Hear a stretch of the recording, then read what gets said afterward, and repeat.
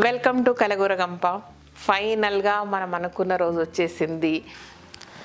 అంటే 4 నెలల నుంచి 5 నెలల నుంచి ఎదురు చూసి అలసిపోయినాక మనం అనుకున్న టార్గెట్ డే వస్తే ఎట్లుంటుంది అట్లుంది నాకు. ఇప్పటి వరకు ఒక ఫస్ట్ నుంచి అంటే మన ఆల్మోస్ట్ 15 రోజుల నుంచి మనం సాఫ్ట్ లాంచ్గా దీన్ని ఓపెన్ చేసి పెట్టాము. సో తెలిసిన వాళ్ళు, దగ్గరున్న వాళ్ళు వస్తున్నారు, మన గ్రాసరీ షాపింగ్ అంతా చేసుకుంటున్నారు, వెళ్ళిపోతున్నారు. 15 డేస్గా అందరినీ కలుస్తూనే ఉన్నా, కానీ అఫీషియల్గా మనం అందరం కలిసే డే వచ్చేసిందనమాట. ఫైనల్లీ రేపు ఉదయం 11:30కు నేను ఇక్కడ ఉంటాను. అంటే శుక్రవారం రోజు 11:30 మార్నింగ్ 11:30 నుంచి నైట్ మీరున్నంత వరకు కూడా నేను ఇక్కడ ఉంటాను. అందరూ రండి, కలుద్దాము. అండ్ సేమ్ కంటిన్యూగా సాటర్డే అండ్ సండే కూడా మార్నింగ్ 11:30 నుంచి నైట్ 9-9:30 వరకు నేను ఉంటానండి. సో వచ్చి మమ్మల్ని, మా పిల్లల్ని అందరినీ కూడా బ్లెస్ చేయండి. వస్తారని, నన్ను కలుస్తారని మనస్ఫూర్తిగా కోరుకుంటున్నాను. అండ్ అంటే నాకు మాట్లాడడానికి కూడా రావట్లేదు. ఒక బిగ్ స్ట్రగుల్, చాలా కష్టము, చాలా ట్రావెలింగ్. ఎస్పెషల్లీ మనం సెకండ్ సెగ్మెంట్ అనుకున్నప్పుడు కొత్త ప్రపంచం అది. నిజానికి మనకు సెకండ్ సెగ్మెంట్ గ్రాసరీస్ వదిలేసి సెకండ్ సెగ్మెంట్ పెట్టే ఆలోచన ఈ స్టోర్ తీసుకున్నంత వరకు ఆవగింజంత కూడా లేదు నాకు. ఎలాంటి ఆలోచన లేదు. మనకి ఎంత అవసరం అంటే నాకు ఒక 1500-2000 SFT చాలు. సో మీరు ఇక్కడికి మిడ్ ఆఫ్ ది స్టోర్లో ఒక వాల్ వేసి ఇచ్చేసేయండి. అటు పక్క ఏదైతే ఉందో అది 800-900 SFT అది వేరే వాళ్ళకి ఇచ్చేసేయండి, ఇది మాకు చాలు అని చెప్పాను అనమాట. ఈవెన్ దో 1500-2000 SFT మధ్యలో మనకు సరిపోతుంది అనుకునేది నా ఆలోచన. సో రెంట్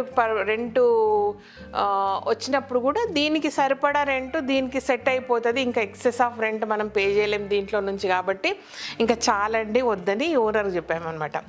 సరే, ఒక రోజు అయిపోయింది, రెండో రోజు అయిపోయింది, థర్డ్ మీటింగ్లో అట్లా కాదండి, అది కింద నీట్గా ఉంటుంది కదా మీకు, పక్కన కూడా తీసేసుకోండి, కొంత అమౌంట్ ఎక్స్ట్రా పే చేసి. ఎందుకంటే ఆ 700-800 SFTలో ఏ షోరూమ్ వాళ్ళు రారు, వేరే ఏది యూజ్ అవ్వదు. ఏ ఫుడ్ వాళ్ళు ఎవరో వచ్చారంటే వాళ్ళకు ఇబ్బంది, బయట మెయింటెనెన్స్ అస్సలు బాగుండదు.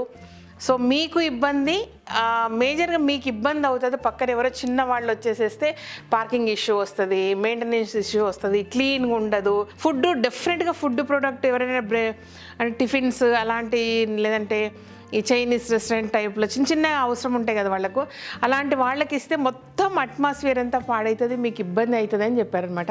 సో అప్పుడు ఆలోచించి మనము ఓకే మొత్తం తీసుకోవాలి, తీసుకుంటే మనకు కంఫర్ట్గా ఉంటుంది, పార్కింగ్ ఇబ్బంది ఉండదు, వచ్చిన కస్టమర్స్ హ్యాపీగా ఉంటారు, కాసేపు స్పెండ్ చేసిన ఒక ప్లజెంట్గా ఒక ఇంటి వాతావరణం ఉంటుంది, హోమ్లీ అట్మాస్ఫియర్ ఉంటుంది అన్నట్టుగా అనిపించి అప్పుడు ఓకే తీసుకుంటామండి అన్నప్పటి నుంచి ఇంకా అప్పటి వరకు లేదు నాకు అసలు ఎలాంటి టెన్షన్ లేదు, ఏం లేదు. ఏముంది, ప్రశాంతంగా ఒక 2 months టైం ఉంటుంది, మనం మెటీరియల్ తెప్పించుకుంటాము, పెట్టేస్తాము, దాన్ని అంటే సిస్టమ్ ఒకటి సెట్ అయిపోయింది కదా.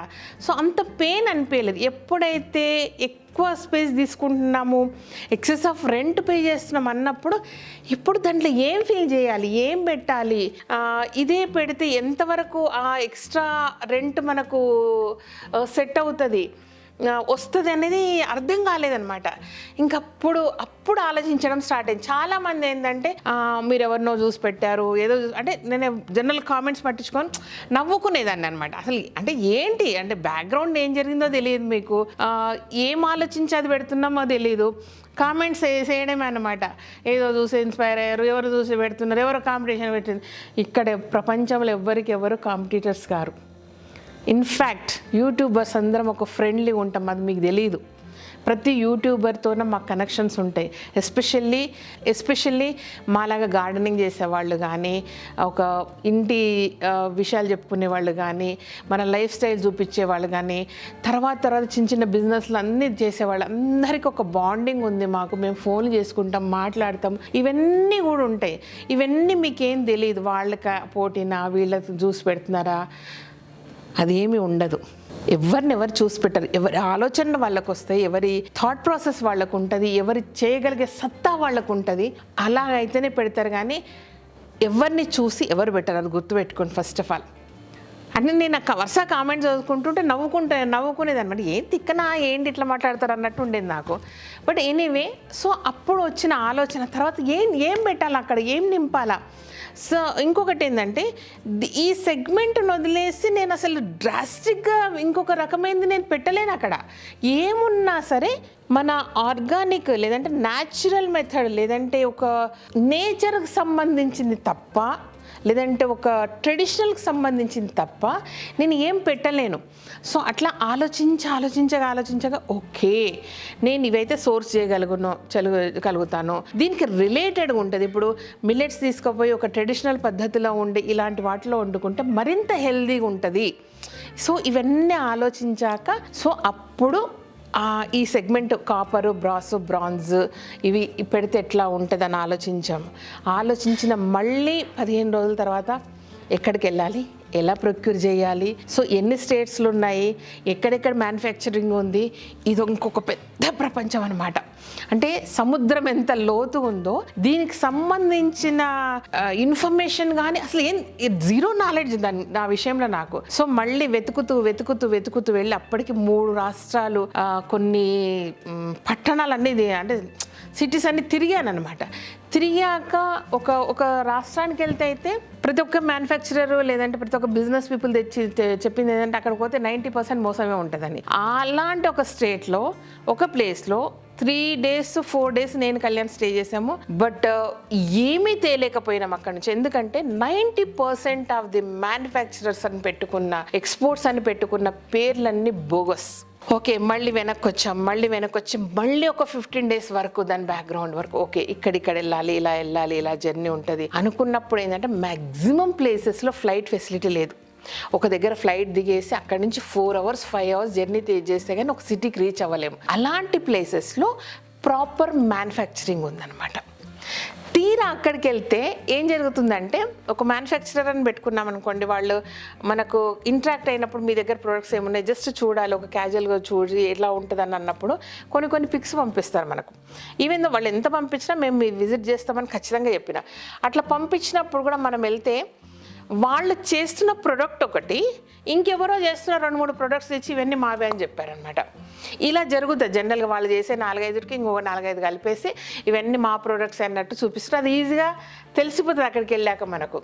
ఇంకా అది ఇంకొక ప్రాబ్లం. సో అంటే వీళ్ళ దగ్గర ఇవి మాత్రమే కొనాలి, వీళ్ళ దగ్గర ఇవి మాత్రమే కొనాలి, వీళ్ళు ఇవి మాత్రమే చేస్తారనేది తెలుసుకోవడానికి ఇంకొక టైం పట్టింది మాకు. సో ఇట్లా అన్ని హర్డిల్స్ దాటుకుంటూ ఒక కొలిక్కి వచ్చేసి ఇప్పుడు నాకు తెలిసి ఇప్పుడు నేను ఒక 100 ఆలోచించిన అనుకోండి, నాకు తెలిసి 3-4 బేస్ దగ్గర పర్ఫెక్ట్గా తేయగలిగిన. అంతకు మించి నేను ఇంకా తేలేదంటే నేను చేయాల్సిన వర్క్, తేవాల్సిన ప్రొడక్ట్స్ కానీ ఇంకా 95% ఉన్నాయి. 20% కూడా కాలేదు నా వర్క్. ఓన్లీ 5%, హార్డ్లీ 5% జరిగింది.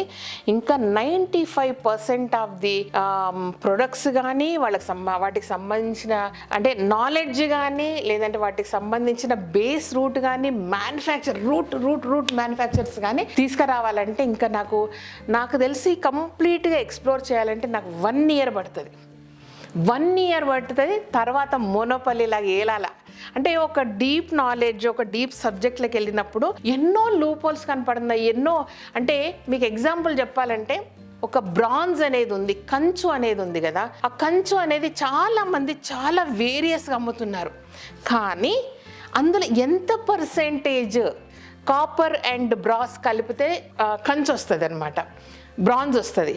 సో ఎంత పర్సెంటేజ్ కలిపితే పర్ఫెక్ట్ బ్రాంజ్, దాని లోపల ఏమేం కల్తీ జరగవచ్చు, ఏ రేంజ్లో కలుపుతారు, ఇది ఒక ప్రపంచం. అంటే ఇది ఒక సబ్జెక్ట్ కంప్లీట్గా. అండ్ వేరాజ్ కాపర్ కానీ బ్రాస్ కానీ వీటన్నిటికి సంబంధించింది ఏంటంటే కొన్ని సిటీస్లో కొన్ని స్టేట్స్లో స్క్రాప్ ఉంటుంది కదా, అంటే ఇండస్ట్రీస్కు కొన్ని రకాల కాపర్ వాడినప్పుడు స్క్రాప్ మిగులుతుంది, లేదంటే ఇంకో రకంగా స్క్రాప్ దొరుకుతుంది వాళ్ళకి ఆ మ్యానుఫ్యాక్చరింగ్ టైంలో. ఆ స్క్రాప్ అంతటినీ కరిగించి చేస్తే అదొక రకమైన కాపరు, అదొక రకమైన బ్రాస్ అనమాట. వాటితో చేసిన వంట సామాన్లు కానీ ఏదైనా కూడా ఒక డిఫరెంట్ క్వాలిటీ.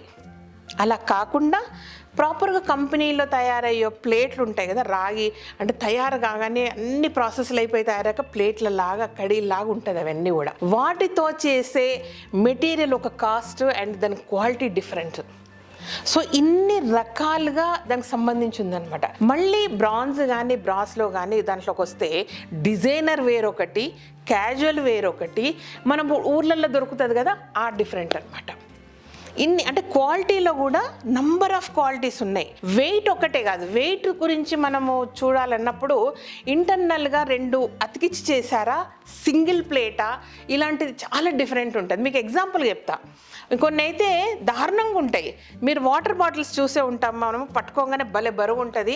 ఆ మూత తీస్తే బాటిల్ బరువు ఉండదు, మూత మాత్రం బరువు ఉంటుంది. అది అస్సలు క్వాలిటీ కాదు. ఆ మూతలో 2 పోర్షన్ నేను చూసాను మ్యానుఫ్యాక్చరింగ్లో, పైనుంచి ఒక పోర్షన్ వస్తుంది, కింద నుంచి ఒక పోర్షన్, 2 కలిపేస్తారు. ఆ కలిపే ప్రాసెస్లో లోపల ఒక చెత్త చెదారం వేసి పెడితేస్తే మూత మాత్రమే బరువు ఉంటుంది, బాటిల్ బరువు ఉండదు. అది అసలు క్వాలిటీనే కాదు. సో ఇట్లా ఒక్కొక్కటి లోపాలు ఉన్నాయి. అంటే ఏది మంచిది ఏది బెస్ట్ అనే దానికి మెజర్మెంట్స్ తెలవాలంటే దానికి సంబంధించిన నాలెడ్జ్ ఇంకా డీప్గా ఉండాలి. అండ్ ప్రాపర్ మ్యానుఫ్యాక్చరర్స్ కూడా మనకు దొరకాలన్నమాట. ఇంత హిస్టరీ ఉంది వీటన్నిటికీ కూడా. కాపర్ గ్లాసులు ఉంటాయి, కొన్ని బరువుగా ఉంటాయి, కొన్ని ఉంటాయి, అందులో డబల్ లేయర్డ్ కొన్ని ఉంటాయి. లోపల ఏముంటుందో తెలియదు. మీరు అసలు ఒక్కొక్కసారి హెవీగా కనపడుతుంది, నిజానికి అది ఒక సింగిల్ జస్ట్ లేయర్ మాత్రమే కాపర్ అయి ఉంటుంది అనమాట. ఇవన్నీ కూడా దానికి సంబంధించిన నాలెడ్జ్ అనేది ఇంకా చాలా గెయిన్ చేయాలా, చాలా చదవాలా. నేను బుక్ నాలెడ్జ్ కావాలా, ప్రాక్టికల్ నాలెడ్జ్ కావాలా, అండ్ ప్రాపర్ మ్యానుఫ్యాక్చరర్స్ దగ్గర కూడా వెళ్ళాలన్నమాట. సో ఇంత పెద్ద హిస్టరీ ఉంది.